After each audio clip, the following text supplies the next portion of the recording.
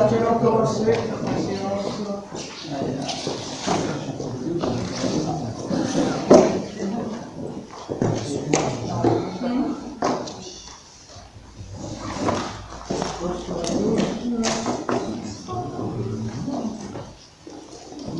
Ce soir, nous avons un pouvoir et Patrice qui donne pouvoir à Pascal. Le secrétaire de séance sera Aurélie. Et tout le monde a vu le compte rendu du 17 février, avez-vous des observations?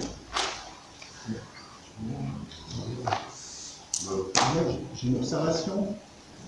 En fait, dans le. Enfin, j'en ai deux, dans le compte rendu, vous avez évoqué, quand on parlait du magazine, là, sur le passage de la phrase un peu ficheuse, en fait, vous avez dit qu'en fait, vous étiez basé sur les conclusions. Alors, vous aviez dit du rapport médical, on vous a écrit, on a dit que c'est une erreur de langage. Comment? Une erreur de langage. D'accord. Alors, le rapport technique, c'est bien le rapport d'Atmo sur la qualité de l'air? C'est bien de celui-là qu'il s'agissait? Oui.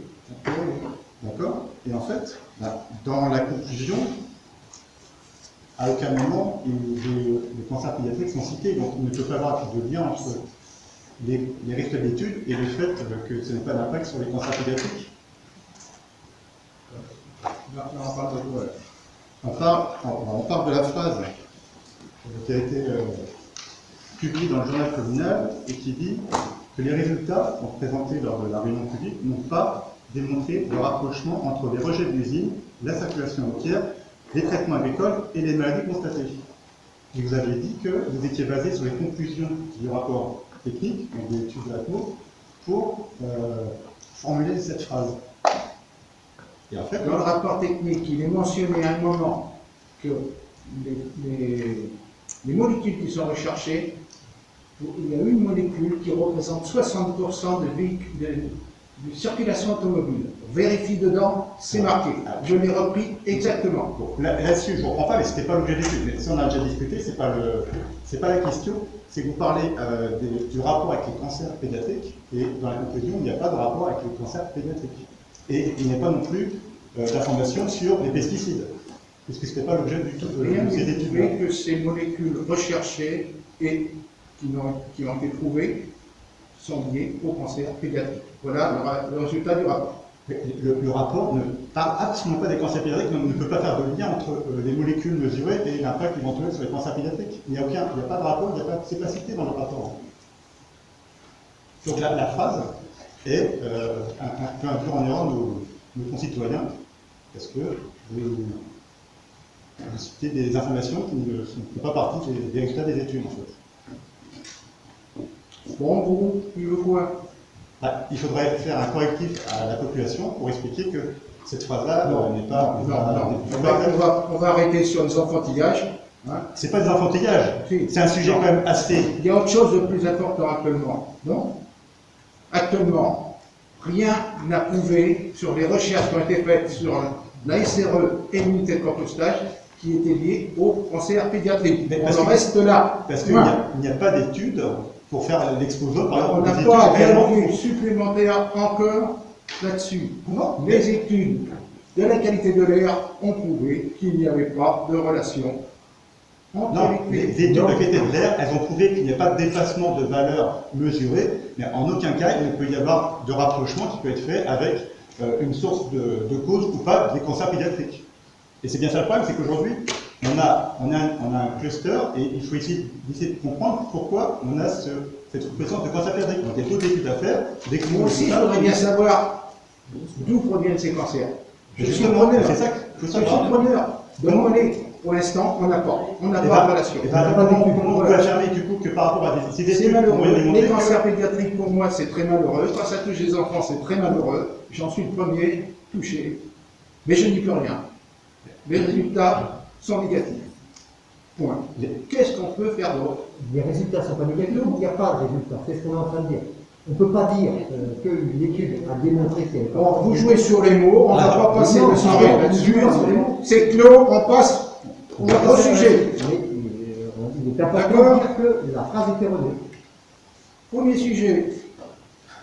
Retour sur la délibération autorisant le maire à signer un avenant au marché de mise à disposition, pose, entretien, maintenance, exploitation publicitaire de mobilier urbain.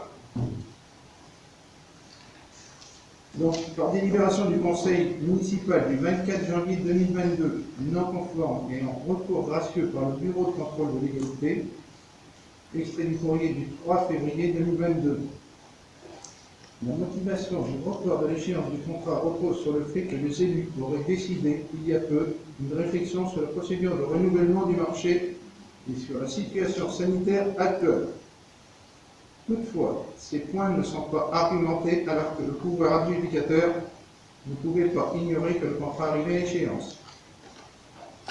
En effet, il disposait depuis février 2021, date de la notification du marché, un délai suffisant pour engager sa réflexion et mener à bien une nouvelle procédure de mise en concurrence.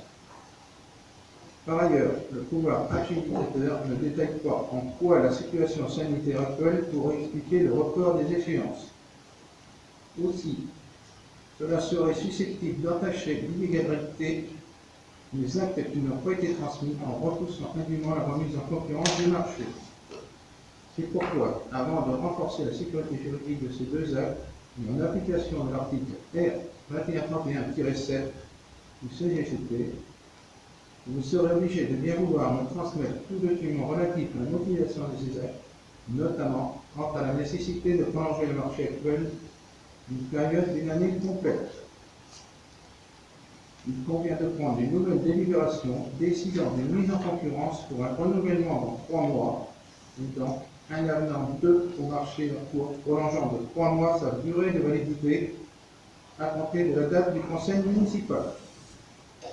Donc nous avons 1 mois pour consulter, 1 mois pour les réponses des candidats, 1 mois pour choisir. J'ai pris contact avec le service des marchés publics de la CDA qui va nous monter le dossier de consultation et les délais seront respectés pour les 3 mois. Vous avez des questions? Plutôt une remarque, c'est bien pour restreindre les délais de cette délibération. C'est-à-dire qu'on n'était pas sur trop long. C'est ça. On est d'accord? Donc, on est évidemment pour l'instant sur cette simplification administrative. Le fait est que on était passé à côté de la date effective. On n'avait pas remarqué ça. Avez-vous des questions? On a fait vote. Qui s'abstient? Qui est contre? Qui est pour? Merci. Le point suivant, action sociale, délibération, autorisant le maire à signer la convention d'objectifs et de moyens avec le CASEL.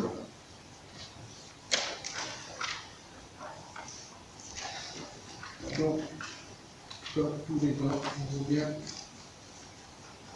sur le CASEL.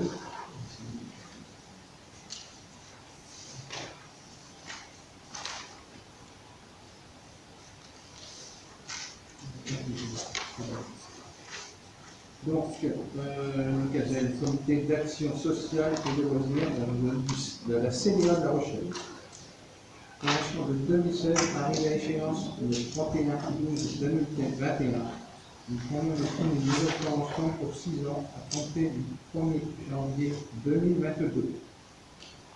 Coût pour la collectivité, 0,71% du chapitre 0,12 charges de personnel, hors 74 versement aux offres sociales de l'année N-1.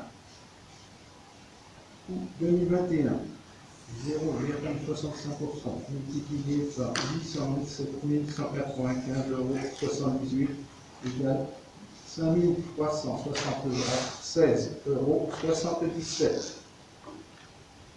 Coût prévisionnel 2022, 0,71% multiplié par 18 480,42 €, soit 5 697,61 €.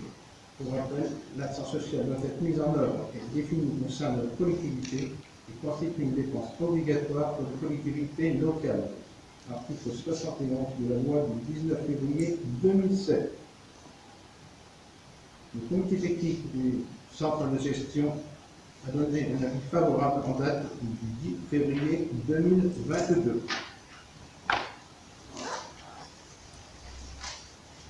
Vous avez tous lu le cadre légal, les principaux changements. Vous voulez qu'on répète tout l'ensemble. Il y a des questions à ce sujet. Juste sur la date de départ, il est mentionné là, que ça commence le 1er janvier 2022, on va pas avoir il est mentionné que ça commence au 1er janvier 2022, on va pas avoir un souci avec ça. Ça sera rétroactif au 1er janvier 2022. D'accord. Nous en avions fait la demande et nous avons eu la réponse du comité technique le 10 février 2022. On avait fait la demande avant et c'est le comité technique qui vient juste de répondre. D'accord.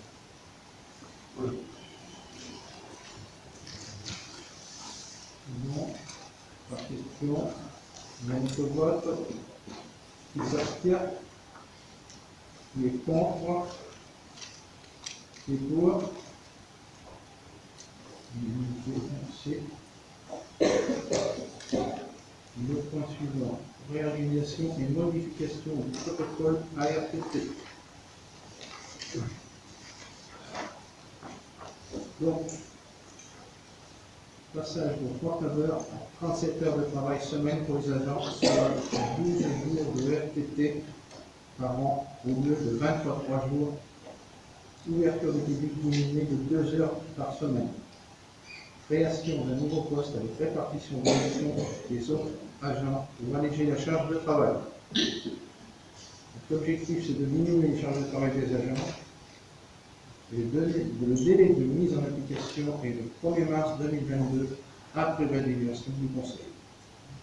Le centre de gestion a également donné un avis favorable le 10 février 2022. Donc, jusqu'à présent, les agents, principalement administratifs, avaient 23 jours. Ils ne les prenaient pas, et en fin d'année, ils se retrouvaient avec, l'an dernier, il y avait 40 RTT. Ils ont gagné les RTT, on ne peut pas leur supprimer. C'est un droit.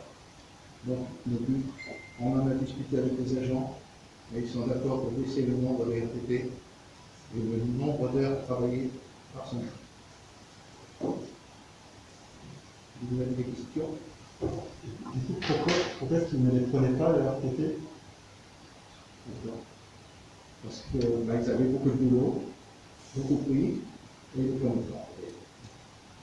Le nouveau poste qui va être créé, du coup, c'est un poste de combien d'heures C'est du temps partiel, c'est pas encore bien défini. Ça va correspondre aux 2 heures, ce sera plus que les 2 heures On mécaniques. prévoit de recruter un agent administratif supplémentaire pour rattraper le retard de la fin. C'est de l'ordre de 24 à 28 heures, on ne sait pas encore. Et on ne sait pas pour quelle mission. Aussi, c'est un ensemble des missions du service administratif, que ce soit de l'accueil, de la gestion comptable. Pour alléger la charge des autres, Un peu polyvalent. Donc on sait quel niveau il aura, quel grade. On saura quel niveau, vous avez déjà une idée du niveau On n'a pas encore défini tout ça. On va se décider dans les mois à venir, vraiment rapidement.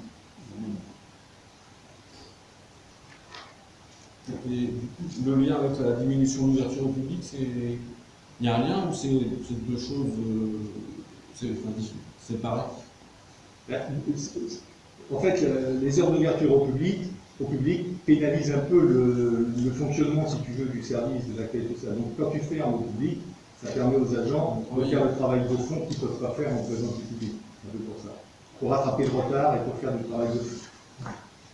Mais il y a une communes qui vont le plus longtemps public. On est une des communes qui sont ouvertes le plus longtemps pour recevoir le public. Après, nous, on a déjà changé de horaire, on a dit Oui, mais on n'avait pas diminué le nombre de RTT, donc ça ne servait pas bien. On a du mal à avoir l'attention avec lui. On comprend la réorganisation annuelle, pas de souci, donc, avec un nombre qui ne change rien effectivement dans les faits. L'ouverture au public, on demande, on n'a pas les horaires, donc ça va être difficile. Et effectivement, le poste va permettre quoi? On ne sait pas. Et en plus, a priori, les nouveaux horaires sont déjà en place. Donc on a beaucoup de mal à comprendre ce qui se passe sur ce dossier. Donc on est parfois dans notre fonction, mais on manque d'éléments pour voir que ça peut illustré avec les trois éléments différents. Je ne sais pas comment t'expliquer mieux, si on peut faire Ah, un dessin, un tableau peut-être. expliquez-vous, oui, c'est d'abord effectivement avoir les horaires d'ouverture, savoir si c'était mis en place au premier en fonction de les ARTT qui ne sont pas en place, donc comment ça se passe pour ce mois-ci, et effectivement savoir si les postes qui ont été. Voilà, il faut être un peu plus clarifié pour nous. Je comprends mal ce que tu dis, d'ailleurs, le match. Je recommence comme ça. Ouais. Je disais donc qu'il y a trois points qui pourraient nous permettre de clarifier. C'est qu'est-ce qui est diminué en heure d'ouverture, et en plus, a priori, qu'est-ce qui est diminué en 2 heures par semaine, c'est ça? Oui, mais a priori, il y a de nouveaux horaires à partir du 1er février. Donc, a priori, il y a un appel du Nord, je ne me trompe pas. Oui, mais ça ne change rien, c'est 2 heures de moins par semaine. Oui, non, qui font bien partie de cette délibération, donc, mais qui sont déjà en place. Non, puisque c'est la délibération d'aujourd'hui qui va permettre de le mettre en place. C'est marqué. On va se rajouter à l'émission qui a déjà été. Oui, bien sûr. D'accord, donc c'est autre chose. Et donc on n'a pas vu du tout les nouveaux horaires qui ont été mis en place au 1er février. Et puis On les a pas vus, les nouveaux postes qui va être créé, les nouveaux postes quel volume et à quel niveau. Je te dis, on n'a pas encore défini totalement, c'est entre 24 et 28 heures, on n'en est pas encore. Voilà. Donc tu comprends l'interrogation. Simplement, c'est juste l'interrogation, c'est les éléments qui nous manquent pour bien pencher. Les nouveaux horaires de la mairie sont dans le mal. Alors là, je te demande aussi. Je dis les nouveaux horaires de la mairie sont dans le mal. Très bien. Donc on va passer par le MAG pour faire les conseils municipaux. Sur le site internet de la mairie et sur le panneau lumineux, c'est passé partout. C'est-à-dire que si on pense qu'à chaque fois qu'on fait un conseil, il faut aller dans le détail. Ah ben, je ne sais pas dans le détail sur les horaires. Oui, mais à ce moment-là, pourquoi tu ne la poses pas avant ta question? On pourrait donner tous les. Peut-être le rapport depuis mercredi dernier ou jeudi dernier. Ou vendredi, merci, et on sait, et donc le week-end, on va reprendre sur le problème, et on est passé à la mairie pour d'autres sujets, et c'est conséquent. C'était l'occasion d'en parler. Là, que je sache, vous avez su venir depuis que vous avez reçu la convocation, vous avez su venir en mairie demander des renseignements. Et pourquoi ne pas avoir posé la question sur les horaires à ce moment-là? Parce qu'on découvre quand même certains Vous découvrez, comme le reste, que vous avez demandé. Je rappelle qu'on travaille aussi sur le vendredi, donc moi le samedi je fais une chose aussi, et je prépare ce qu'on sait à tout, et je vous dis simplement, ça déjà le truc c'est plus facile à traiter.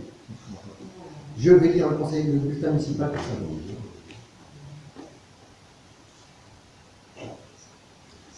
On vous transmet les documents, comme à tous les conseillers municipaux, 5 jours en avance, de façon à ce que vous puissiez poser les questions en amont du conseil. Et on le fait. Et pas le soir du conseil. Et on le fait, et on le dit que le soir du conseil, on le traite ensemble, et on le traite généralement lundi aussi. On aurait pu le faire aussi à gérer, parce qu'on travaille aussi maintenant. Mais on va encore envisager que lundi, pour avoir lundi prochain.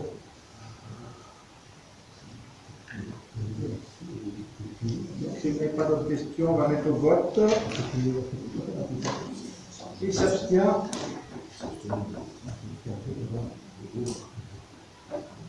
Mais il ne voulait pas s'abstenir, c'est toi qui m'as demandé de s'abstenir. Non, j'ai pas envie de Discuter avec mon voisin. C'est quand même un peu plus sur les votes, s'il vous plaît. C'est la démocratie. Oui, la démocratie, justement. Donc, 4 abstentions. Qui est contre? Qui est pour?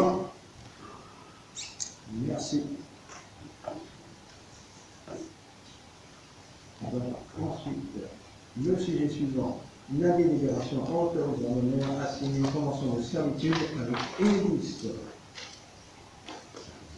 Donc, servitude en Frémidis et la commune pour l'implantation d'un coffret de branchement du tableau de comptage triphasé sur la parcelle AB211, place de Chêne-Vert, pour l'implantation de 2 bornes de rechargement de véhicules électriques. Servitude consentie à Enedis, une borne de 1 mètre de large pour une tranchée, une canalisation souterraine d'une longueur de 16 mètres ainsi que ses accessoires, potentielles bornes de repérage, élagnage, enlèvement, abattage des sous-sols de plantation, arbres ou branches qui gêneraient les ouvrages. À noter que la commune peut demander à ce que ces travaux lui soient confiés. Et bien sûr, on n'abattra pas d'arbres, il n'est pas prévu d'abattage. C'est la phrase qui est dans les contrats types, il n'y aura pas d'abattage. Utilisation des ouvrages et réalisation de toutes les opérations nécessaires pour les besoins du service.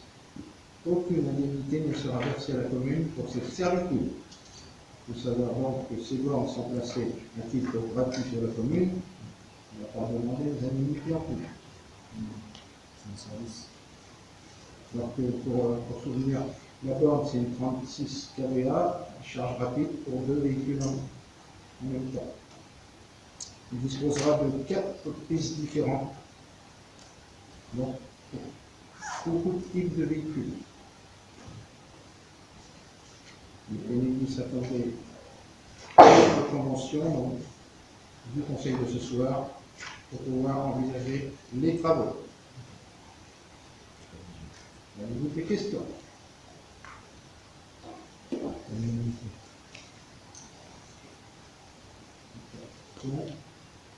On va mettre au vote. Qui s'abstient? Qui est contre?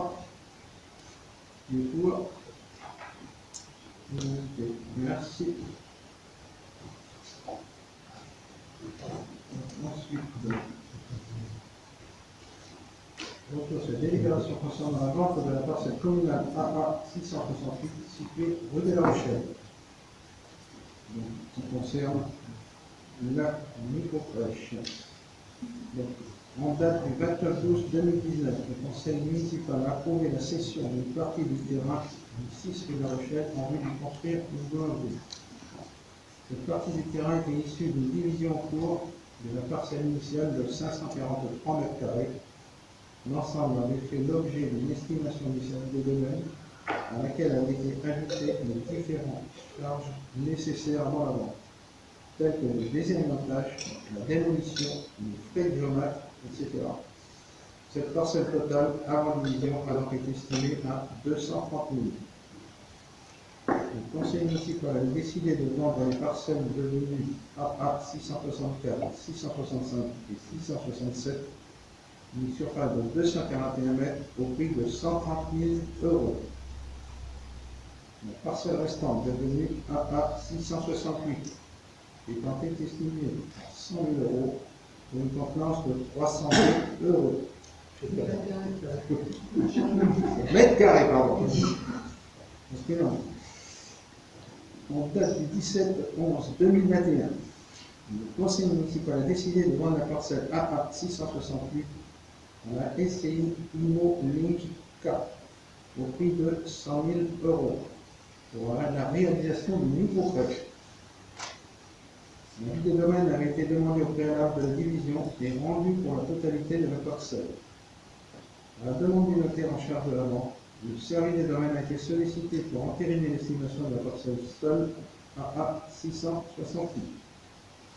Le 5 janvier 2022, la BDF IP de la Charente-Maritime a envoyé son avis et confirmé la valeur de 100 000 €.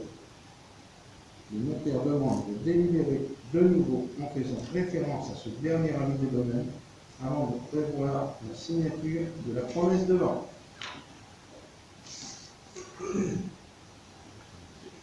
Donc les notaires sont assez pointilleux. Le prix reste le même qu'à l'origine, bien 100 000 € confirmés par le domaine. Vous avez des questions? Moi j'ai une question, j'étais pas là le 17 novembre. Je veux savoir comment ont été déterminés les prix de vente des parcelles. Les domaines, service des domaines, marqué, c'est écrit. il valide le montant, mais au niveau de la répartition entre les différentes parcelles, qu'est-ce qui a fait que, enfin, moi, c'est juste qu'en fait, la parcelle de la micro-crèche est plus grande que les 3 parcelles de la boulangerie, et le prix, en fait, est inférieur. La parcelle est plus grande. Et je voulais juste savoir comment était déterminé le prix des parcelles. Non, les domaines viennent sur place, c'est une estimation. Quand on fait venir une agence immobilière pour estimer un prix. Non, mais il y avait un terrain global de 543 mètres carrés qui a été acheté 230 000 €. Et après, ça a été divisé en 4 parcelles. Il y a 3 parcelles qui font 241 mètres carrés, une parcelle qui fait 302. Ouais. D'accord. La parcelle de 241 mètres, elle est bien rétribuée, bien dégagée. Que l'autre parcelle, elle est enclavée derrière. Donc on ne peut pas la mettre au même prix du plan. Il y a une perte de terrain devant. Donc, d'où le prix inférieur. Je voulais comprendre On met comment des carrés. ça expliquait, parce que en fait, quand on fait une règle de 3, ça serait l'inverse. En fait, ça pourrait être... Ah, mais c'est ça, c'est le fait de la position du. La position du terrain qui fait qu'il est moins vendable, puisqu'il est enclavé.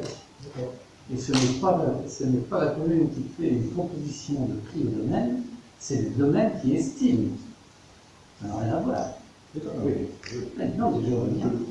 Question initiale. Il n'y a pas, les domaines n'ont pas validé la proposition. Les domaines ont estimé. Et la commune s'est rangée de garder les domaines. C'est un fou. Juste pour rappel, avant de passer aux actes, comme là, au niveau du vote initial, on avait voté contre la dernière fois parce qu'on n'avait aucune information sur cette micro-crèche, ça n'avait pas vu sortir le sujet. Ce coup-ci, comme c'est une agrégation, on va s'abstenir simplement, on n'a pas plus d'informations. C'est juste pour repositionner notre abstention sur le sujet. C'est juste un revote sur une délibération qu'on avait déjà prise et sur laquelle on avait voté contre. Là, je ne comprends pas très bien non plus, parce qu'on aurait très bien pu ne pas donner la destination de la parcelle. C'est une affaire privée, à la limite, c'est une maison qui s'installe, c'est. Voilà. Je suis d'accord avec toi, sauf que quand on a fait la délibération, on a indiqué tout de suite que c'était une micro-crèche. Et on ne savait pas d'où sortait ce projet et pourquoi on faisait. On avait décidé de vendre pour faire une micro-crèche. C'est parce que c'est quelqu'un qui veut faire une micro-crèche qui est venu l'acheter. Et ce serait quelqu'un qui aurait voulu faire une boucherie, ça aurait été pareil. Mais après, enfin, peu importe. Mais une commune doit quand même s'intéresser à ce qu'elle met sur son territoire. Et c'est pour ça qu'elle l'a indiqué. Il faut quand même savoir s'il y a un. Mais oui, mais justement, cette micro-crèche, quel est son intérêt? On n'en avait aucune idée à l'époque, on n'a eu aucune explication. C'est arrivé le jour du conseil, quand on a eu la délibération en main, et on n'avait aucun élément. On avait voté contre. On avait demandé un report de la délibération pour justement en même temps avoir des éléments pour pouvoir se positionner sur un vote contre ou pas. Et bon, on n'a pas pu avoir le report, donc on a voté. Aujourd'hui, on va s'abstenir simplement. Un report de la délibération, ça veut dire un report de la construction de micro-crèche aussi. Bien sûr, mais ça permet aussi d'apporter des éléments à l'ensemble des conseillers pour qu'ils puissent avoir des éléments en main pour pouvoir voter sur quelque chose dont ils ont connaissance. Là, on vote sur quelque chose dont on n'a aucune connaissance. C'est un permis qui est l'instruction, on ne peut pas montrer, on n'a pas le droit, tant qu'il ne sera pas. Le permis, peu importe, c'est la destination, C'est un projet privé. c'est la destination du terrain qui était dans une micro-crèche. C'est privé.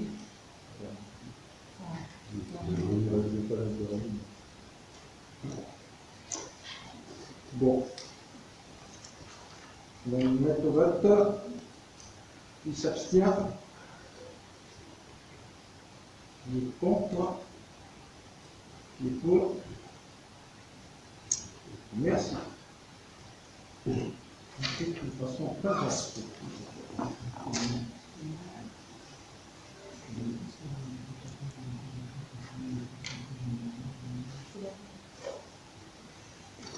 Le passe-vac.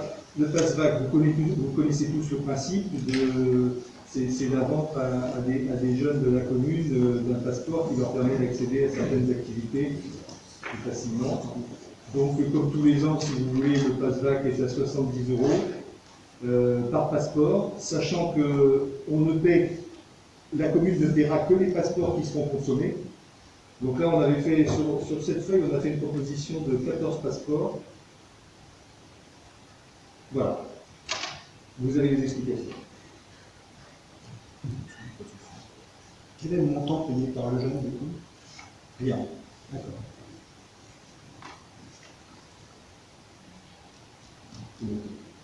Donc ça, c'est qu'une provision. La somme n'est qu'une provision. Ne sera payé que vraiment le nombre. Oui. Et M. Galland, l'ami le coordonnateur, veut cette année justement faire l'effort pour vendre tous ces passeports. Parce que...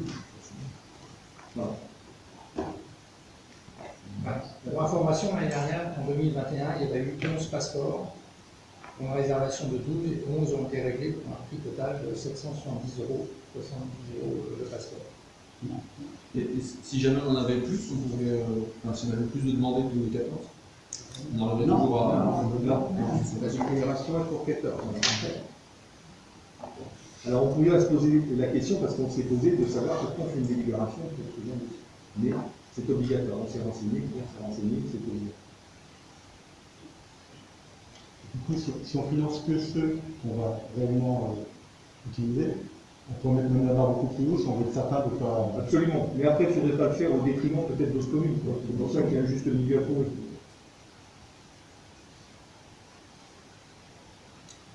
Il n'y a pas d'autre question dans notre vote. Qui s'abstient? Qui est contre? Qui est pour? L'unanimité. Merci. Délibération pour l'approbation du plan d'accessibilité de la voirie et des espaces publics. Ah non. Le 9 mai 2017, nous avons décidé de créer un page. Le 27 juillet 2021, nous avons confié cette mission au profit d'équipe pour la somme de 14 165 €. Il y a constitué le dossier. Il convient au conseil municipal de valider par délibération. La préfecture réclame cette délibération pièce nécessaire à l'instruction de la demande de DEPR pour le projet de requalification de la ministre. Nous avons déjà DEPR. Alors, le rappel de la procédure, ils ont créé pour le bâti, ils ont créé pour le RP, c'est le conseil municipal prestataire, le PAS c'est autre chose. Le PAS c'est le plan de mise en accessibilité de la voirie et des espaces publics, qui fixe les conditions de réalisation des travaux de mise en accessibilité de nouveaux articles du handicap. Voilà.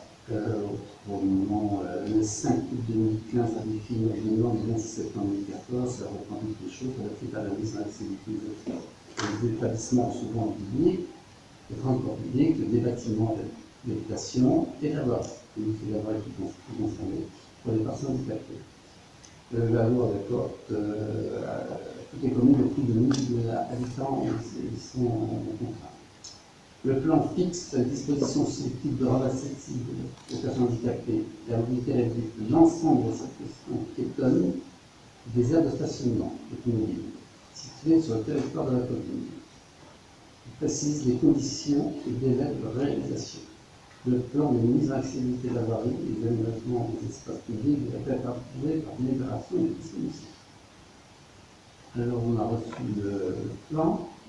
Il est composé de 3 couleurs, le rouge, orange et vert. Donc le rouge c'est ce qui est prioritaire, l'orange un petit peu moins et le vert c'est ce qui est très bien. La totalité de la somme sur les 3 représenterait pour la commune 480 000 €. Donc c'est très conséquent. Hors taxe. Beaucoup de choses peuvent être faites dans l'interne. Enlever les panneaux, relever les panneaux, voilà. Et il y a des choses qui ne sont pas faisables aussi. Par exemple, la voirie doit faire 1,40 m. Le trottoir doit faire 1,40 m. Mais parfois, sur le trottoir, il y a un candélabre. Ce candélabre réduit. Mais si c'est un obstacle complet, s'il reste 90 cm, on est quand même dans les clous. Et là, tout a été mis, même déplacé les candélabres, etc. Donc voilà. Pour le plus urgent, on est à peu près à 130 000 €. 140 000 pour la deuxième. Il y a des choses qui sont faisables et qui ne le sont pas. Par exemple, si vous connaissez la rue du Four, qui est très, très étroite, on pourra le faire quand on vraiment refera entièrement la rue et qu'on le fera protégé. D'autres, je pense à la rue du Cuban, par exemple, l'impossibilité de faire de trottoir, puisqu'elle est assez étroite. les charbonniers aussi. Mais ils sont complètement partagés, ce qui résume. Voilà. Et donc, je travaille en mairie, vous avez découvert je l'ai là même. Mais si vous désirez le lire, regarder un petit peu, vous pouvez passer en mairie. Deux documents, vous êtes déjà fait. Voilà, je vous propose. Sur l'ensemble des préconisations qui ont été données par le bureau d'études, il y a des choses qui seront prioritaires, il y a des choses qui pourront être faites en régie par la commune, et l'ensemble des travaux se fera sur beaucoup d'années quand même.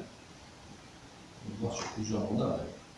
Vu la somme, on ne pourra pas tout faire très rapidement. Mais il y a des priorités. L'accessibilité handicapée, c'est une priorité. Donc on fera le mieux le plus possible. Ah, c'est un document qui édite tous les cas de la commune qui existent pour rendre accessible les personnes handicapées, qui doit servir pour qu'il y ait des programmes de voirie pour s'inspirer de ce qu'il y a dedans, et puis aussi pour faire un planning des choses qui ne seront pas comprises dans les programmes de voirie pour avancer sur des priorités. Comme tu disais, voilà. C'est un document très important et c'est intéressant de le regarder au moins en diagonale pour voir un peu ce qu'il y a dedans. Et qui est très bien fait. Il est très bien fait. Oui, Très bien. c'est professionnel. Il donne une budgétisation sur le 8 ans, qui est assez intéressant. On arrive à 15 000 euros par an à peu près, pour tout ce qui est non priorité 3, c'est-à-dire les unes et les deux, les urgentes et les moins urgentes, c'est quand même pas mal. Mais tout ça, ça ne peut pas se faire comme ça, puisque là, je regarde un petit peu leur ministre, par exemple, je crois qu'il y avait 12 points sur leur ministre. On l'a vu ensemble. Et là, 12 points, ces 12 points vont déjà être réglés quand on va refaire leur ministre. Si notre année, on décide de faire une autre rue, et on est aussi obligé de raisonner par déplacement. Ce qui compte beaucoup, c'est Reste à nous de les planifier. prendre le bus, les enfants, De planifier effectivement, ça c'est une temps que c'est très connu. La ministre a été privilégiée dans un premier temps puisqu'elle dessert l'arrêt de bus, beaucoup déjà pour les personnes de l'EHPAD et beaucoup de jeunes qui viennent descendre des lotissements là-haut pour venir prendre le bus. Il y a une partie qui est très étroite, donc ça donne les prioritaires. C'est la liaison pas de mairie, et pas de bus, enfin, c'est un axe important. Quand on parle d'handicapé, ça touche tout. On parle ça aussi les malvoyants, les malentendants, pas que ceux qui sont dans les zones. Des questions? Nous mettons le vote qui s'abstient, qui est contre, qui est pour. Unanimité, merci. Ensuite, retour sur la délibération autorisant le maire à engager, liquider et mandater les dépenses d'investissement 2022. Rapporteur Michel Franquet. Retour sur la délibération autorisant le maire à engager, liquider et mandater les dépenses d'investissement 2022. La délibération du conseil municipal du 14 janvier 2022 non conforme, un retour gracieux par le bureau du contrôle de l'égalité, la limite du quart des crédits autorisés à engager, liquider et mandater au préalable du vote du budget se calcule sur la base des crédits ouverts l'année précédente, non compris. Le remboursement de la dette, pour un montant de 67 069,08 €, les restes à réaliser 189 986,44 €,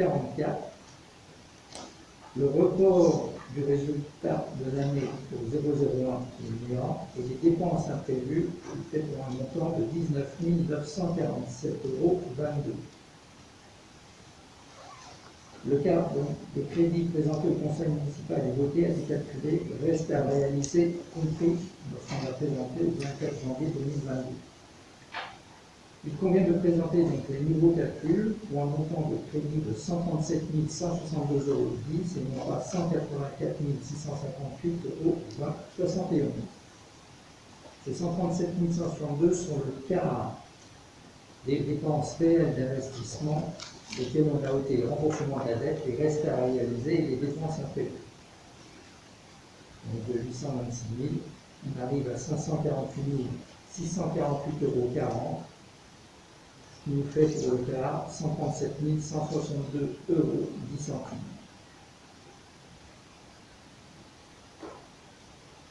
On a dû ôter effectivement les restes à réaliser, le remboursement de la dette et les dépenses imprévues qui n'étaient pas La Sophie qui parle.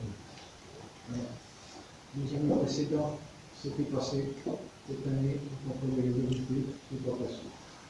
Mais revenir sur ce sujet-là. Je vais mettre le vote. Qui s'abstient. Qui est contre. Qui est pour. L'unité, merci. Par contre, je voudrais revenir sur l'approbation du compte rendu, je n'ai pas mis au vote. Nous avons voté le compte rendu du Conseil du 7 février. On a déjà fait un départ. Il y a eu des mots, mais il n'y a pas eu de vote. Et qui s'abstient? Qui est contre? Qui est pour?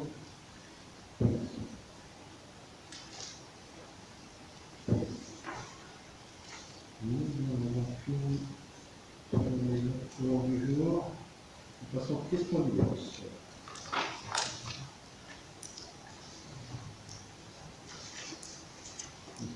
Deux questions. Donc on passe aux informations et communications. Donc le 24 février dernier, nous avons reçu le secrétaire général de la préfecture qui souhaitait se faire présenter la commune et nos projets pour venir venir. Donc nous avons reçu d'abord en mairie une représentation importante. Et ensuite nous avons fait le retour dimanche nuit, nous sommes venus dans le CMR et voir le projet qui se tiendrait sur l'agrandissement du stade de foot et autres. Donc ça s'est très bien passé. Quelqu'un de très bien, il nous a proposé son aide. On n'hésitera pas à l'appeler. J'ai eu des échanges de mails avec lui depuis. Il est très ouvert, il pourra compter sur nous, surtout pour les demandes de subventions. Parce que c'est comme lui qui décide en partie. Les subventions préfecturales. Il nous a posé aucune subvention. Il ne connaît pas des normes, puisqu'il avait dit qu'il y a une enveloppe annuelle pour la préfecture. Les centres communes sont convaincus. Il ne faut pas donner à tout le monde tous les ans. À lui de choisir le bon moment. Est-ce que du coup, vous avez pu évoquer avec lui le lotissement Galard? Le lotissement Galard, comme vous avez dit que vous avez essayé de faire pression au niveau de la préfecture pour qu'il ne puisse pas se faire par rapport On en a parlé. Il a dit la même chose qu'avec le préfet pour répondre à mon courrier, que j'avais saisi le 5 février 2021, puisque dans ton courrier, tu signales que tu le découvres en janvier 2022, qu'il va y avoir un lotissement. Donc, depuis janvier 2021, j'en parle. J'ai saisi le préfet le 5 février 2021. Il m'a fait une réponse le 7 mai 2021. Donc, à ce sujet, le préfet dit, déclaration constituée, les analyses de l'air sont correctes. Je n'ai pas de moyen de m'opposer au lotissement. Attends, j'aurais envoyé au préfet. J'ai pas envie de poser au préfet, monsieur Galard. Oui. Dans le courrier, nous avons eu la connaissance de cette information dans le compte rendu du conseil municipal du 3 janvier 2022. Donc, il découvre le lotissement le 3 janvier 2022. Attendez, monsieur là, de qui est ce courrier, s'il vous plaît? De l'association Anna Environnement, a priori, d'après le logo que je vois. C'est pas un courrier de ma part. Vous ne pouvez pas mélanger. Les comptes rendus des conseils municipaux, ils sont sur les statuts de la mairie, n'importe qui peut les tirer. La collégiale de l'association Mais Tu es partie prenante dans l'affaire. il ne faut pas mélanger Non. mon rôle d'élu au conseil municipal et les fonctions que je peux avoir dans d'autres associations. C'est une information pour la collégiale. Comment? C'est une information pour la collégiale que M. le maire est en train de donner. Pas forcément pour M. Bouguet. Oui, on l'a dit dans le courrier que vous avez. Oui, mais bon, La collégiale, je n'ai pas attendu. Je ne suis pas représentant de l'association Avenir Santé Environnement étant ici. Hein. Je n'ai pas attendu le 3 janvier 2022 pour informer le conseil municipal du lotissement, de la concrétisation d'un lotissement. Ça fait plus d'un an maintenant que j'en parle en conseil. D'accord? Et j'ai bien saisi le préfet le 5 février 2021. Il y a un an maintenant. Donc c'est pas nouveau, ça a été marqué dans tous les comptes rendus. Toutes mes interventions sur ce sujet ont été marquées dans le compte rendu du conseil. Donc c'est le lotissement, le clair, j'en ai parlé depuis longtemps. Ce n'est pas une découverte. Mais, donc, le secrétaire général, il parle comme le préfet. On n'a pas moyen à l'heure actuelle de s'opposer au lotissement. Malheureusement. Moi, parce que dès que j'ai su ça en janvier 2021, j'ai alerté le président de la CDA. Il m'a dit tout de suite, il s'est enflammé, on va présenter.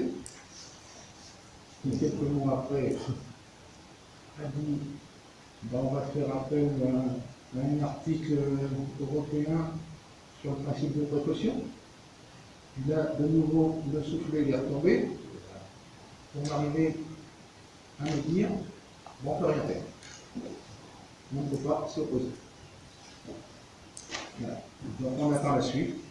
Là, moi, je suis en discussion, j'ai eu une discussion en visio avec le responsable de l'urbanisme de la CDA. D'ici 3 semaines, on va des nouvelles à donner. Pour l'instant, je ne peux pas en parler. Il y aura des choses. Alors, il y aurait quand même une formule, mais qui est perdante d'entrée, ça serait que pour se faire plaisir, c'est de faire un recours en tribunal administratif. Laisser dépenser de l'argent pour faire.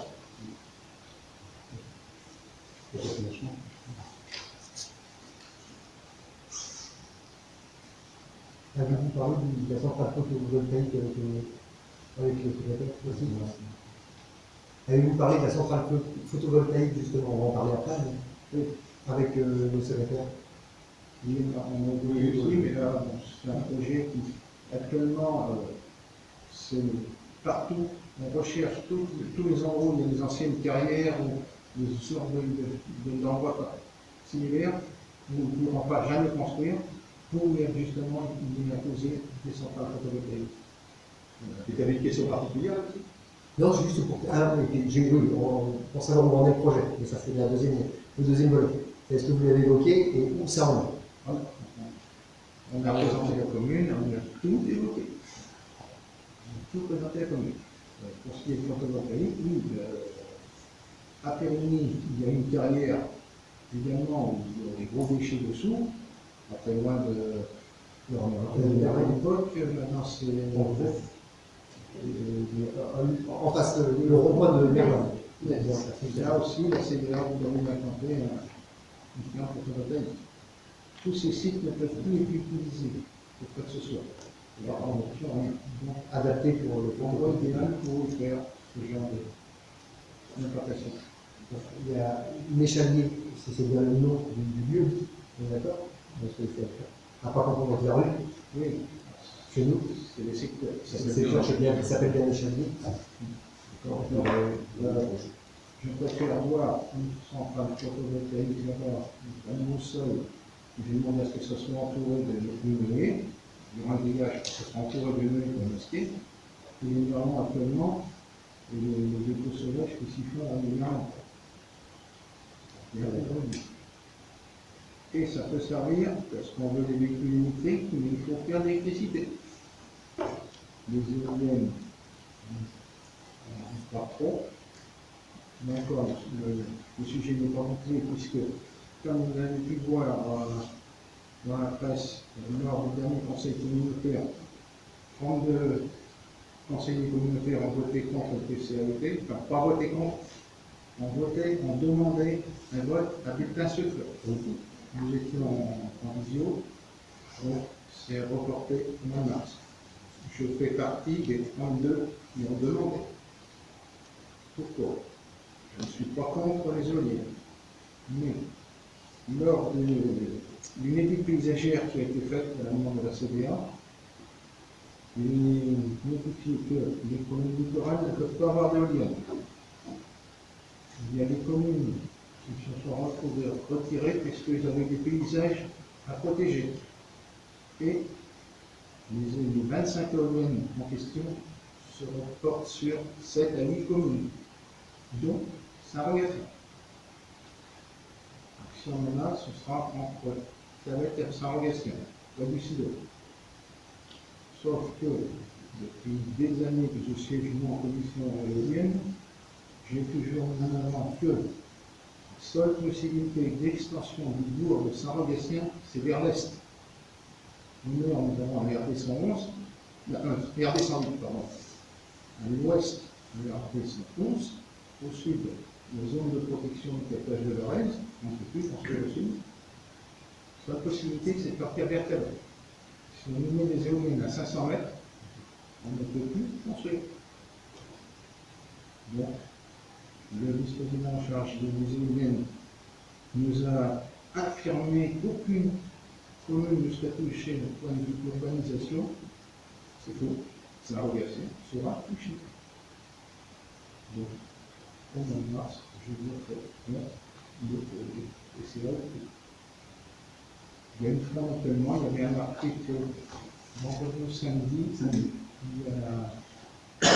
il y a plusieurs maires, je crois qu'il y a encore 8 maires qui s'opposent à cela.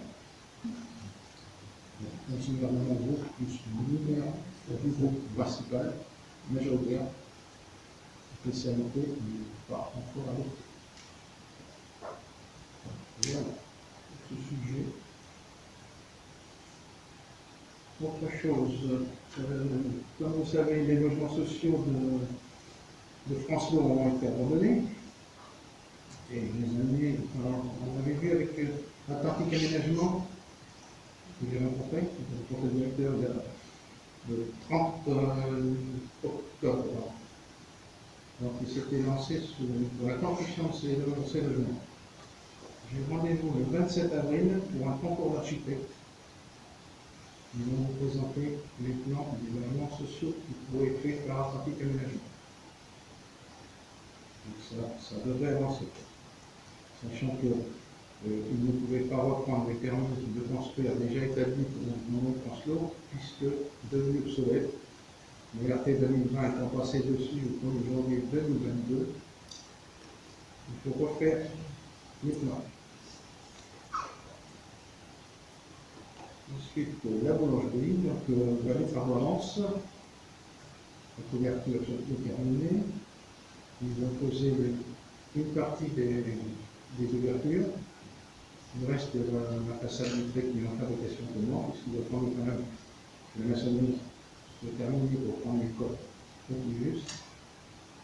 Donc ça avance. Voilà pour moi. Deux choses. J'ai représenté M. Larrey ce matin à la visite d'inspection du commandant de compagnie de La Rochelle de la brigade de Nieul-sur-Mer. Ils nous ont fait état de toutes les dispositions qu'ils prennent régulièrement pour faire des visites dans la commune, pour limiter éventuellement tous les accidents. Il y a un constat important qui se fait pour toutes les 10 communes qui sont concernées par la brigade de Nieul-sur-Mer. Il y a une diminution de 53% du nombre de cambriolages.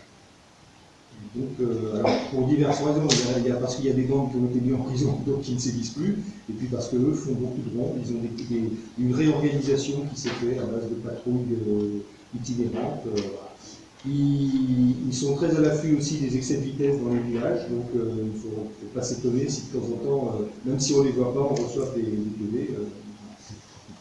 La deuxième chose, je reviens sur les cours de secourisme. On avait commencé un cours de secourisme il y a quelques temps, samedi matin, le 29 janvier. J'ai recontacté la personne qui donne les cours.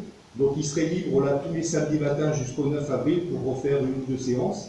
Donc si vous êtes intéressé en priorité pour les élus et éventuellement les familles et tout ça, je vous demande de me faire un mail, de me donner vos noms, le nombre de personnes et éventuellement votre date de préférence, que j'essaye de monter un petit truc. Je sais qu'il y en avait déjà qui m'avaient dit qu'ils étaient intéressés. Et votre date donc de préférence, sachant qu'on peut aller jusqu'à 12, 13, 14 personnes. Donc les samedis matin jusqu'au 12 avril. Jusqu'au 9 avril. 9 avril. Voilà. De quelle heure à quelle heure? À 9h midi. Mais c'est complet, c'est bien, ça a bien plu, les dames des les mini-pousses sont venues là toutes les 6, elles ont vachement apprécié, il y en a même qui m'ont demandé de retour. On verra tout à l'heure. Ce serait bien. Eh bien, Françoise était là, puis Alexandra était là aussi. Pour moi, c'est tout. Je voulais revenir sur la centrale photovoltaïque. Le permis a été déposé en septembre. Il y a une enquête publique qui va avoir lieu du 3 mars au 1er avril, pour une durée de 30 jours. Une commission enquêteur qui a été désignée et il se rend présent en mairie le jeudi 3 mars 2022 de 9h à 12h, le mercredi 16 mars de 14 à 17h et le vendredi 1er avril de 8h30 à 12h30. Donc nous aurons à délibérer, à donner notre avis également. On fera le vote du 30 mars. Nous aurons notre avis dans le conseil du 30 mars.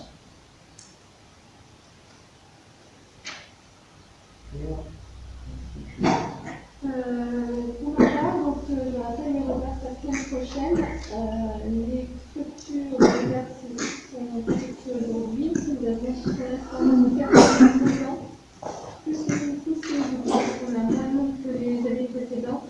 Sans doute dû au Covid, il y a des personnes qui ne sont pas vaccinées, donc certains et d'autres qui n'ont pas, semble-t-il, suffisamment travaillé pour exploiter des aides supplémentaires. Voilà. Et pour la partie poème, à l'heure actuelle, il y en a jusqu'à la fin de la semaine, si vous entendez bien, je aurai ça pour la commission vendredi. Nous avons 10 poèmes adultes, 3 adolescents et 1 enfant pour le moment. Voilà. C'est tout pour moi. Concernant les élections, j'ai commencé à prospecter pour le 12, je vais continuer. Je vous enverrai après le tableau. La fondation.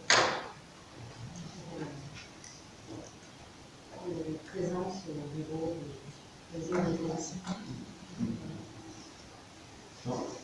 Tu as déjà envoyé le tableau, c'est ça? Non, je vois d'abord les gens, j'enverrai le tableau.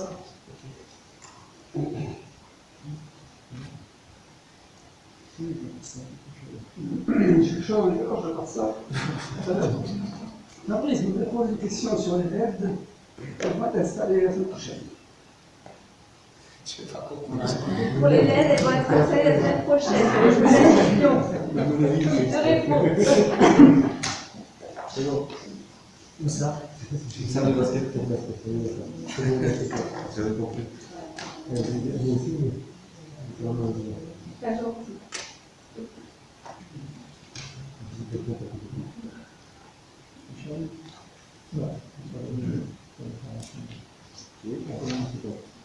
Dans le compte rendu, en fait, vous parlez de l'attaque pour Josette et Philippe Pinou, en fait, vous avez marqué Patrice Pinou. Je vais être rectifié. Merci.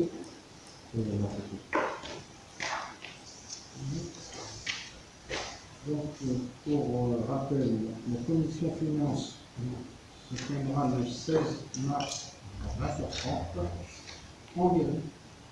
Donc, le mercredi à partir du 16, les réunions se tiendront le mercredi.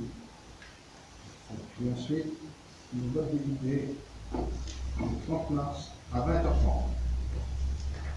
En même temps que notre avis sur la fête publique. Vous avez demandé à changer de date, nous avons Allez, dans votre sens.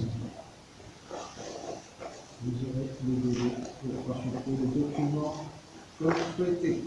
Merci.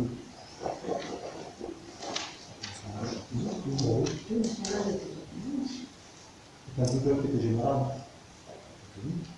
Le doodle était général pour le choix du jour. Oui, mais c'était vous qui demandiez à changer, donc c'est pour ça qu'on a annoncé le Guillaume. Vous avez demandé à changer de date. C'est vrai.